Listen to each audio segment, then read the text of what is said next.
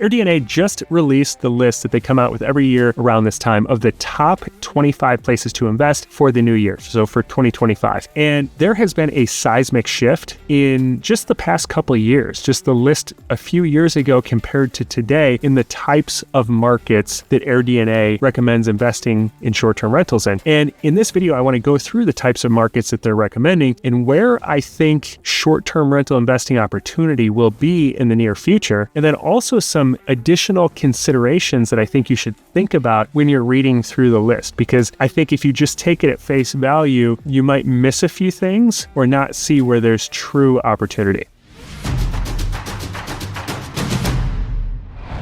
All right, so without further ado, here is the list of the top places to invest in short-term rentals in 2025. And I'm just going to scroll down here and give you a sneak peek of the list. So number one on the list of 2025 best places to invest, drumroll please, is Peoria, Illinois. Now, just a couple years ago, I think it was 2 years ago, maybe it was 3, Maui, Hawaii topped the list. And then a lot of the others on that list were places like Destin Beach, Florida, Smoky Mountains, Joshua Tree, California, all of kind of the usual suspects. The whole list contained pretty much traditional, a lot of times higher end vacation rental places. And so that was the recommended place to be investing in short-term rentals. Now I can tell you, being from Illinois, that Peoria, Illinois is nowhere in the same hemisphere as Maui, Hawaii in terms of climate, the types of activities to do there. Pretty much in any category, it's about as different as you can possibly get from Maui, Hawaii. But when you look down the list, you can see Peoria, Illinois, Fairbanks, Alaska, Akron, Ohio, Columbus, Georgia, Crescent City, California, Shreveport, Louisiana.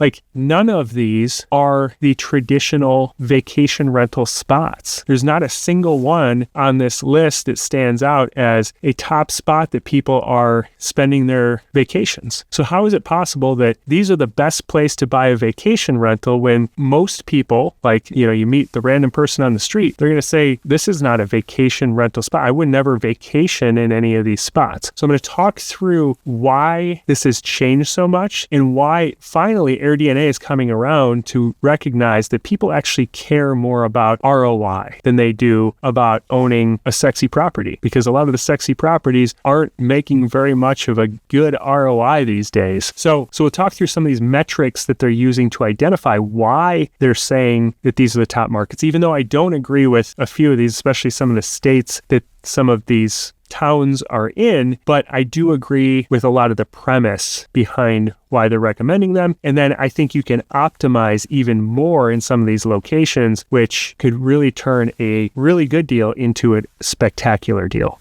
So scrolling up, we can look at how they came up with these recommendations, because in the past, it felt a little bit like they were just saying, here's the sexiest place is to buy a vacation rental. Here's where everybody's buying. Here's where nightly rates are high, but they weren't comparing nightly rates and occupancy and purchase price and all these other factors that really led to the highest return on investment, which is what investors care about. It was more of just like, here's the trend. I'm glad that they're coming up with metrics that actually lead more to solid investments as opposed to just owning a sexy property. So there's 3 key metrics. There's demand, there's revenue, and investability. So from a demand standpoint, they're looking at over the last 12 months, has occupancy rates increased? Has the TTM, they call it, which is basically the trailing 12 months occupancy rate, has that increased? And then has the demand for bookings increased as well? This tracks the number of rented properties has increased over time. So it's offering insight into market expansion. So that's from a demand standpoint. Then from a revenue standpoint, they're looking at the RevPAR, which is basically the occupancy times the nightly rate. And so if you think about it, a lot of times people will ask me, like, what's a good occupancy? Like, if you're going to invest in an area, what's the type of occupancy you should be looking for? It doesn't matter. Like, you could have a 10% occupancy, but if you can book that 10% for $2,000 a night and you're buying that property really cheap, then that's fantastic. You can leave it vacant the other 90% or use it yourself and you're still making a great income. Or you could have a 90% occupancy and you're only booking it for $40 a night and you might struggle to make ends meet. They always work together, and that's what this RevPAR is, multiplies them together. I like that that they're looking at that as opposed to just nightly rate or just occupancy, because you hear the headlines say occupancy's dropped way off. Well, yeah, maybe it has, but if nightly rate has grown at the same time, your RevPAR might still be the same. And if it's a really affordable place to invest and you have a decent RevPAR, that's the recipe for really high cash flow. And then the last thing is investability. So it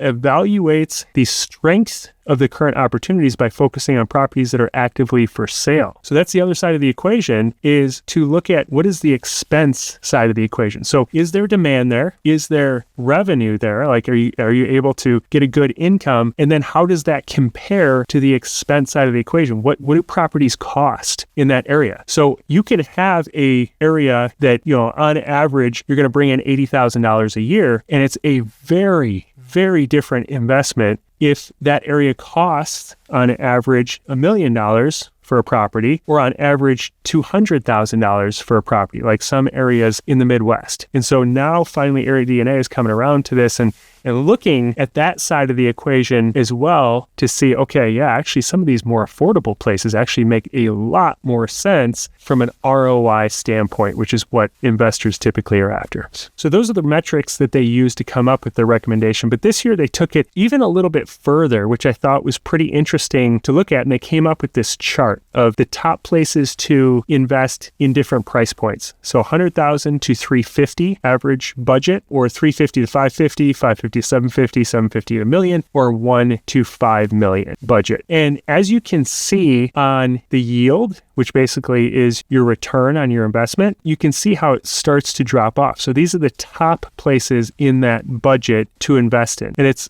funny because this year, for the first time, I see Michigan City, Indiana on a list, which is our market that we've been investing in for the last 8 years. And when I first started investing there, people kind of laughed at me and they're like, Michigan City, Indiana, where is that? Like, Indiana, it's a flyover state. Like, you need to be in Destin Beach, or you need to be in a cabin in the Smoky Mountains, Like, it was like everyone was flocking to these high-end areas, these traditional vacation rental areas. But I kind of felt like this writing was on the wall with these super affordable areas that still drove really high nightly rate and occupancy. And now I'm starting to see it on AirDNA's list as well. But you can see how the yield drops off as the price point raises, right? Which basically what that means is that nightly rate and occupancy, or the RevPAR, does not move in tandem with average price points. So they're picking these, and these are the top places to invest. And as you increase the price point, your yield or your ROI is going to start to drop off, because the nightly rate isn't going up with that new layer of price point, like that new higher layer of price point. So because like you went from a $200,000 property to a $400,000 property, you're not going to get double the nightly rate and occupancy combination. It just most likely won't happen. It might in some cases, but as a general rule, the cost side of the equation starts to increase more than the income side of the equation. And so as you get higher and higher, that spread is more pronounced. And so you can see that with the $1.5 million properties, that the average returns there are in the mid single digits, 6s and 7s, as opposed to 20% returns in San Juan, Puerto Rico, where it's relatively affordable, or,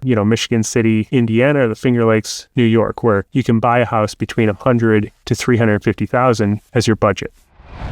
And by the way, I work with people personally through the entire process of selecting the right property, and then how to set it up, how to put all your systems in place, all your checklists, so that you can manage it really easy going forward, so that you can get the absolute highest ROI with the least amount of time. So if you'd like to work with me personally in that program, it's called the First Vacation Rental Investment Blueprint. You can set up a call with me at the link that just popped up. It's livingoffrentals.com/call. And that'll take you right to a questionnaire, a short questionnaire. You can fill it out, and then that'll take you right to my calendar, where you can book a call with me and we can talk through the details of the program and also your goals, and just make sure there's alignment there. And then we can talk about whether it's a good fit for you.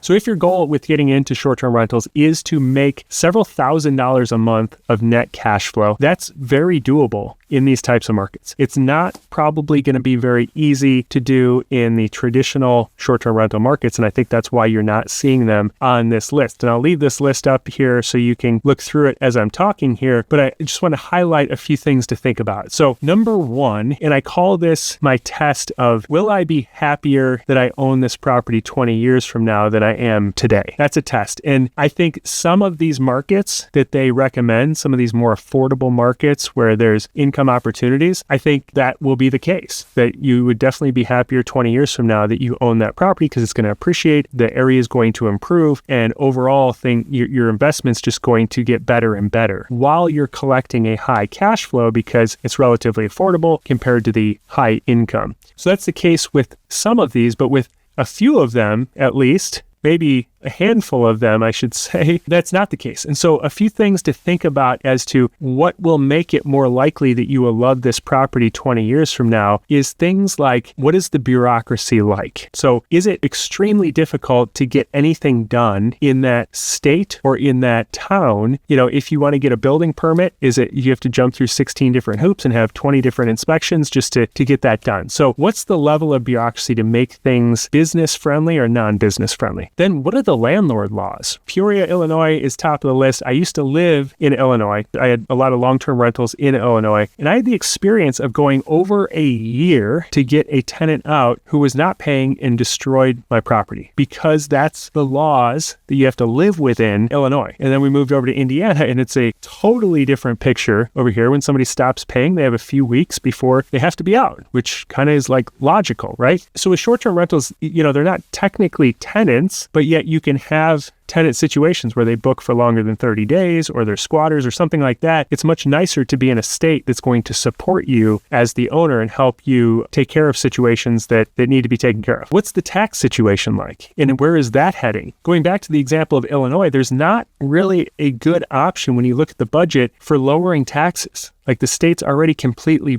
broke and taxes just keep going up, which is driving out more people. And it's like this perpetual cycle. So there's not something that you can look at to say, oh yeah, at some point those taxes are really going to drop off. And so that's a big line item in your expense budget. And if it's just getting bigger and bigger, that's something you need to think about. Then what are the regulations? What are the short-term rental regulations? So there might be a city on this list that just makes it extremely difficult to do short-term rentals. Now, not all short-term rental regulations are bad. Sometimes it can be a huge benefit for you actually, because you can have a town right next door that's extremely restrictive. And so that doesn't stop the demand for short-term rentals. It just cuts off supply. And so all that demand spills over into the town right next door and they benefit from it actually. Or these towns can create false monopolies on short-term rentals. Like they only issue a certain number of permits. Again, there's still a fixed amount of demand, but you've just limited supply. And so the ones who have the permits or can get permits actually can do really great. So you need to think about those components as you're thinking about, will I be really excited to own this 20 years from now? Or is it heading in the wrong direction? Are they not, they're not creating new infrastructure.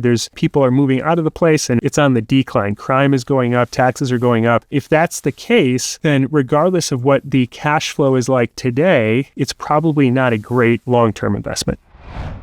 Another thing to consider, if you really want to maximize your cash flow and I'm talking about like $3,000-$4,000 a month, which is very doable with this strategy, is that these types of locations that are laid out where it's affordable place with relatively high nightly rates and occupancy compared to the average purchase price, is that they lend themselves really well to multifamily investments. So if you're buying in a luxury beachfront vacation type place, then it might be a harder sell to your ideal guest a multi-unit. They might say, well, I'm coming in with my family. I've got an unlimited budget. I'm not going to book a multi-unit. I don't want to share a wall with someone else. But in these more affordable locations, people are more open to that. Your ideal guest might be people on vacation, but it also might be people traveling for work, going to funerals, going to weddings, going to all of these different utilitarian reasons that people just travel in general and stay at hotels. They might want to just stay at your fully furnished place with a kitchen and all the amenities instead, for relatively a similar cost. And they don't really care that it's one unit in a multi-unit property. So when you start to add up the average nightly rate and occupancy times 3 or times 4, because you have a multi-unit, but yet the cost is still relatively really inexpensive, that creates a massive amount of cash flow. And the final thing that I would highlight here, because I noticed it when I was looking at the top rental markets by budget, is that a lot of these are waterfront locations, which can work really well. There's even, obviously affordable places that are waterfront, like San Juan, Puerto Rico, Benton Harbor, Michigan, Michigan City, Indiana, Finger Lakes, New York. These are all like near bodies of water, but yet they're still relatively affordable. But the opportunity, a lot of these locations, is not the beachfront location. What you're going to see is a huge spread. So I think in a lot of these locations, the potential revenue number is actually driven up a little bit falsely because it takes the average. And so you'll see houses along the beach that are $1 million+ houses, but then a few blocks off the beach, there might be a few $100,000 houses that are very similar. And so I think the opportunity in those locations is not to buy the highest end property, because again, the nightly rate and occupancy doesn't go up as much as the purchase price does, but buy the one just off the beach where you can get it for a fifth of the cost, but yet the nightly rate and occupancy might be half